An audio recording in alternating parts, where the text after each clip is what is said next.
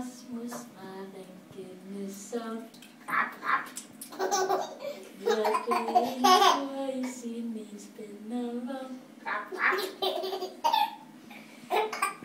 Hesten var foran blev træt af at gå. Først gik den baglæns, så gik den i stå. Rasmus tog selen om halsen og fløj.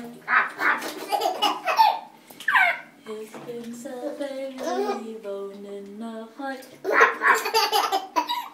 Men i var de kloder i Ringenes havn. Da Rasmus kom flyvende med orkestervogn.